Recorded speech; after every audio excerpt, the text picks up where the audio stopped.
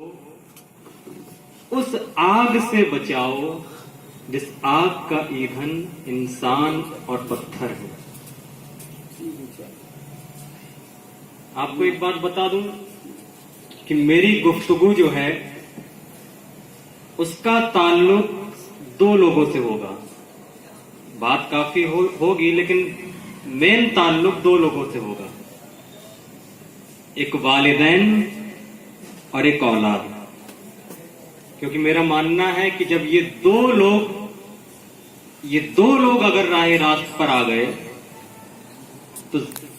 अवाम में ज्यादा मेहनत करने की जरूरत ना पड़ेगी। उसकी वजह भी आपको बताऊंगा। बहरहाल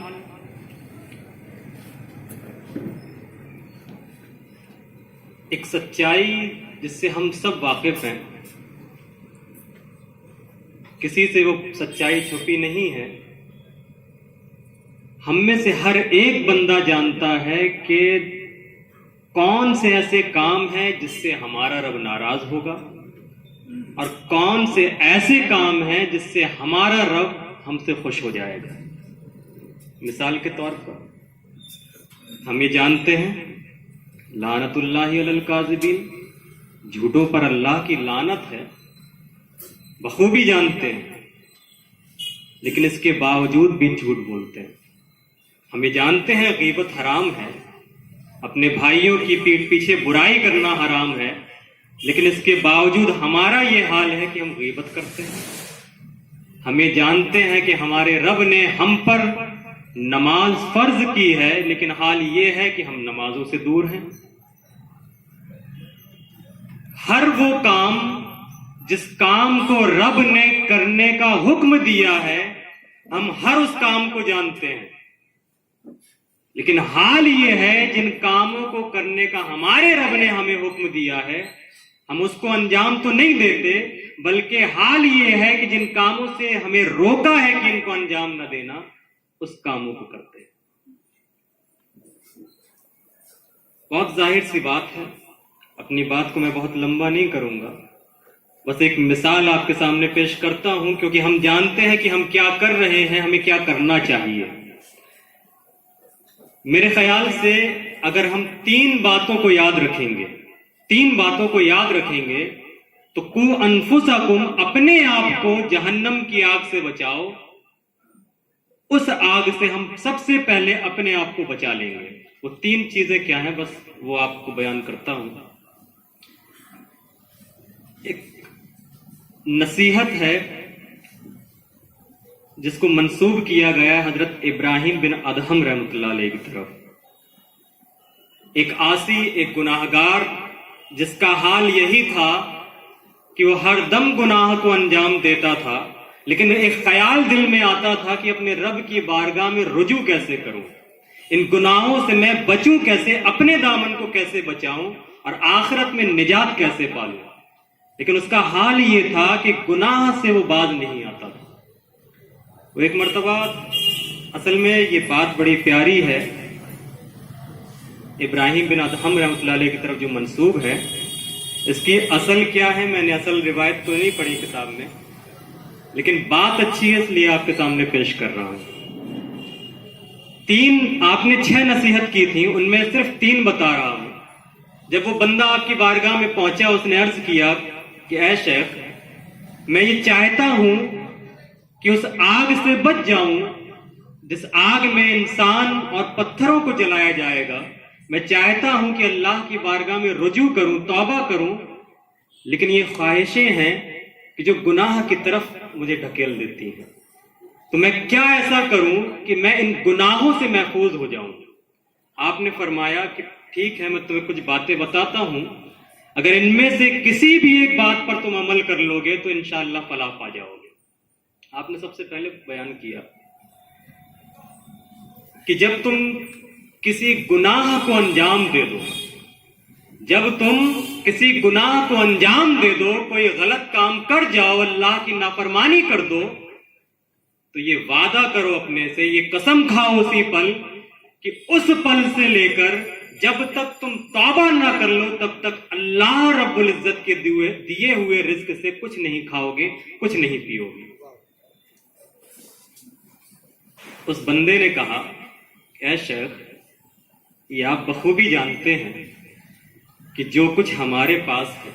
ہم جو کچھ کھاتے ہیں، ہم جو کچھ پیتے ہیں، یہ سب رب کریم کا عطا کیا ہوا ہے۔ ایسا کوئی رزق ہی نہیں ہے دنیا میں جو اس رب کا عطا کیا ہوا نہ ہو۔ اگر میں کچھ کھاؤں گا ہی نہیں تو زندہ کیسے رہوں گا؟ آپ نے فرمایا کہ اے شخص، یہ عجب بات ہے، جس رب کا دیا ہوا تم کھا رہے ہو، جس رب کا عطا کیا ہوا تم پی رہے ہو، اسی رب کی نافرمانی کر رہے ہو، اسی رب کی نافرمانی کر رہے ہو۔ اس کے بعد آپ نے دوسری نصیحت فرمائی کہ اگر یہ نہ ہو سکے اس بات پر عمل کرو، جب تمہارا دل کرے، تمہاری خواہشیں کہیں کہ کسی گناہ کو انجام دے دو، تو تم اسی وقت سے اللہ رب العزت کے عطا کیے ہوئے علاقے سے یا ایسے ملک سے جہاں پہ اس کی ملکیت نہ ہو، یعنی جو بھی ملکیت اللہ رب العزت کے دست قدرت پہ ہے، اس ملکیت سے تم دور چلے جاؤ اور ایسی جگہ جا کر گناہ کو انجام دو جہاں رب کریم موجود نہ ہو۔ اس شخص نے کہا اے شیخ، آپ بخوبی جانتے ہیں ایسا کوئی ملک ہی نہیں، ایسی کوئی جگہ ہی نہیں، ایسا کوئی علاقہ ہی نہیں، پوری دنیا میں کسی بھی عالم میں ایسی کوئی جگہ نہیں جہاں ہمارے رب کے جلوے نہ ہو، جہاں اس کے جلوے موجود نہ ہو۔ وہ تو ہر جگہ موجود ہے، میں کون سی ایسی جگہ جاؤں جہاں میرا رب موجود نہ ہو، گناہ کو انجام دوں؟ یہ تو ممکن ہی نہیں ہے۔ اس کے بعد آپ نے ایک تیسری نصیحت بیان کی کہ اگر اس پہ عمل نہ کر سکو تو اس بات پر عمل کرو کہ جب تمہاری خواہشیں گناہوں کی طرف تمہارے قدموں کو بڑھائیں تو تم ایسی جگہ جا کر گناہ کرنا جہاں تمہارا رب العالمین، وہ پاک پروردگار عالم جس نے تمہیں پیدا کیا ہے، وہ رب تمہیں نہ دیکھ رہا ہو۔ ایسی جگہ تلاش کرنا، ایسی جگہ جا کر گناہ کو انجام دینا جہاں وہ رب تمہیں نہ دیکھ رہا ہو۔ وہ شخص بولا اے شیخ، آپ اور ساری دنیا، ہر شخص یہ جانتا ہے، بخوبی جانتا ہے کہ ایسی کوئی جگہ نہیں جہاں پر کوئی بندہ کسی عمل کو انجام دے اور اس کا رب اس کو نہ دیکھ رہا ہو۔ تو ان بزرگ نے فرمایا کہ اے شخص، اب ذرا تو ہی بتا، جس کا دیا ہوا کھائیں، جس کا دیا ہوا پہنے، جس کے دیے ہوئے گھروں میں رہیں اور اسی کے سامنے نافرمانی کہیں، اسی کے سامنے نافرمانی کریں، یہ بات سمجھ میں نہیں آتی۔ ان تین باتوں کو جو آپ نے بیان کیا، یقین جانیے یہ ایسی باتیں ہیں، اگر کسی بھی بندے کے دل میں یہ بات اتر گئی تو یقین جانیے ہر گناہ سے پہلے وہ یہ خیال کرے گا کہ رب موجود ہے، رب دیکھ رہا ہے۔ کیونکہ آج ہمارا ہر کسی کا یہ حال ہے کہ ہم اسی کے دیے ہوئے گھر میں رہتے ہیں، اسی کے ملک میں رہتے ہیں، اسی کے سامنے ہر کام کو انجام دیتے ہیں، اسی کا کھاتے ہیں، اسی کا پیتے ہیں۔ وہ بندہ ہی کس کام کا جو اپنے رب کی نافرمانی کرے، اس کے باوجود کہ وہ اسی کے ٹکڑوں پر پل رہا ہے۔ وقودها الناس والحجارہ، اس آگ سے بچاؤ جس آگ کا ایندھن انسان اور پتھر ہے۔ ایک بات تو ہے کہ بمشکل یا عام طور سے ہم اپنے کو تو بچا لیتے ہیں، کسی طرح عمل کر گئے اور اپنے دامن کو بچا لیا، لیکن ہمارے رب تعالیٰ نے اپنے بندوں تک یہ میسج پہنچایا ہے کہ اپنے آپ کو تو بچاؤ لیکن اپنے گھر والوں کو بھی اس آگ سے بچاؤ۔ ایک سوال جو پیدا ہوتا ہے کہ اپنے آپ کو تو ہم بچا لیتے ہیں لیکن اپنے گھر والوں کو ہم کس طرح بچائیں، کس طرح ہم محفوظ رکھیں ان کو؟ تو یہی سوال سیدنا عمر فاروق رضی اللہ عنہ نے سرکار صلی اللہ علیہ وسلم سے کیا تھا کہ میرے آقا، ہم اپنی جانوں کو، اپنے آپ کو تو اس عذاب سے، اس دوزخ کی آگ سے محفوظ کر لیتے ہیں، لیکن اپنے گھر والوں کو ہم کس طرح محفوظ کریں؟ تو آقا صلی اللہ علیہ وسلم نے فرمایا کہ اپنے گھر والوں کو اگر محفوظ کرنا ہے تو رب نے تمہیں جن کاموں کو کرنے کا حکم دیا ہے ان کاموں کو کرنے کا حکم اپنے گھر والوں کو دو، اور جن کاموں سے تمہیں روک دیا ہے کہ ان کاموں کو انجام نہ دینا، ان کاموں سے اپنے گھر والوں کو روکو۔ اب ذرا ہم غور کریں، کیونکہ میں نے کہا تھا میرا ٹارگیٹ والدین اور اولاد ہوں گی۔ ماں باپ وہ ٹیچر ہیں، وہ استاد ہیں جو سب سے پہلے اپنے بچوں کو سکھاتے ہیں، جن کو دیکھ کر اولاد ہر طریقے کو سیکھتی ہے، انہی کو دیکھ کر بڑی ہوتی ہے۔ امام غزالی رحمۃ اللہ علیہ نے فرمایا ہے کہ جب کوئی چھوٹا ہوتا ہے، بچہ ہوتا ہے، تو اس کے اندر دو صلاحیت ہوتی ہیں، وہ اچھائی کو بھی قبول کر سکتا ہے، وہ برائی کو بھی قبول کر سکتا ہے۔ اب یہ ڈیپینڈ اس کے ماں باپ پر کرتا ہے کہ وہ اس کو اچھائی کی طرف موڑ دیں یا اس کو برائی کی طرف موڑ دیں۔ ایک بڑی ہی عجب بات ہے، آج وہ ماں باپ جو اپنے بچوں سے شدید محبت کرتے ہیں، کوئی ایسے ماں باپ نہ ہوں گے، کوئی ایسے والدین نہ ہوں گے جو اپنے بچوں سے محبت نہ کرتے ہیں، لیکن آپ یقین جانیے محبت ہی ایسی چیز ہے، اگر صحیح طریقے پر ہو تو ہمیں آباد کر دے گی،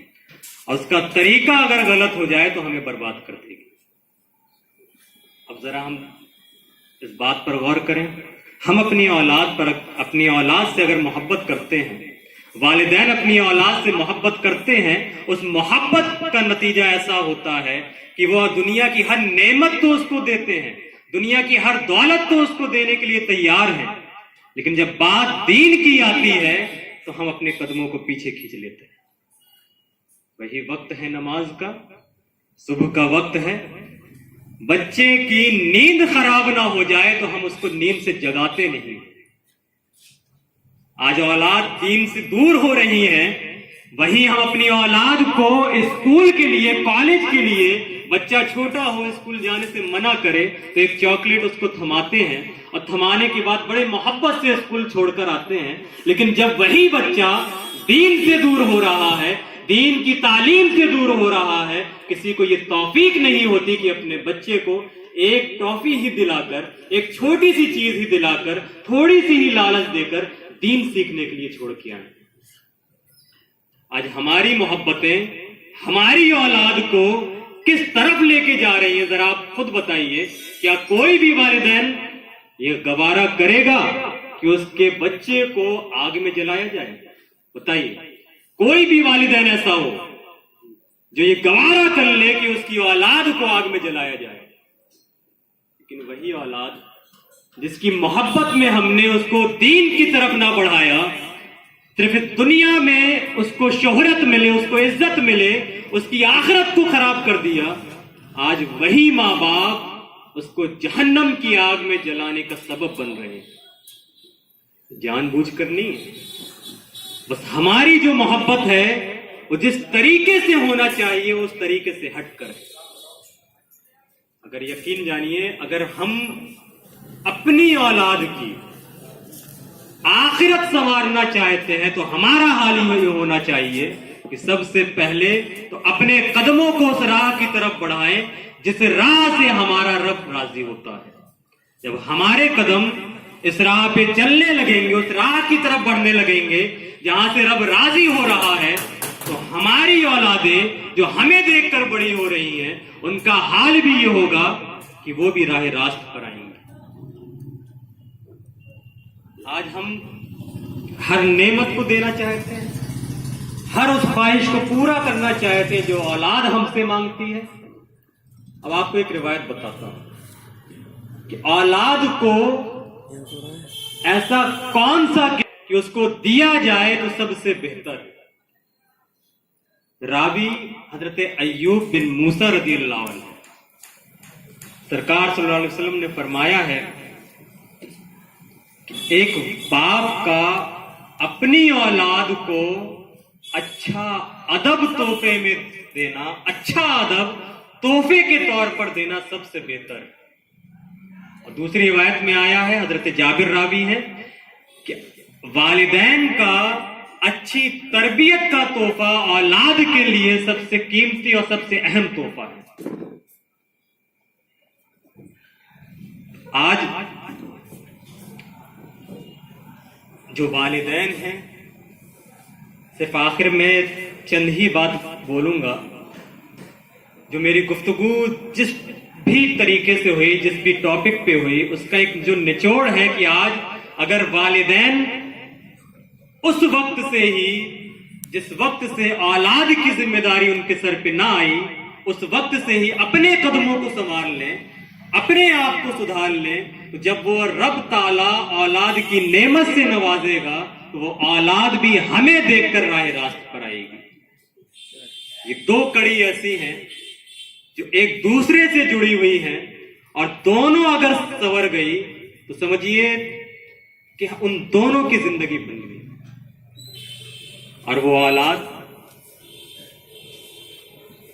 جس نے اچھی تربیت پائی، جس نے دین سیکھا، دین کی راہ میں اپنے قدموں کو بڑھایا، وہی اولاد اس دنیا میں بھی ماں باپ کے کام آتی ہے اور اس آخرت میں بھی ماں باپ کے کام آتی ہے۔ ورنہ اگر ہماری تربیت، والدین کی تربیت اولاد کے لیے اگر خراب ہو جائے، صحیح راہ پر نہ ہو، تو اس کا اثر یہ ہوتا ہے کہ اولاد نہ اس دنیا میں کام آتی ہے نہ اس آخرت میں کام آتی ہے۔ بہرحال اپنی گفتگو کو میں یہیں پہ ختم کرتا ہوں، اور رب تعالیٰ سے دعا کرتا ہوں کہ میرے مولا کہنے اور سننے میں جو بھی غلطیاں ہو گئی ہوں، آقا صلی اللہ علیہ وسلم کے صدقے اور طفیل اس کو معاف فرما دے، اور ہم سبھی کو عمل کرنے کی توفیق عطا فرما دے۔ السلام علیکم ورحمۃ اللہ وبرکاتہ۔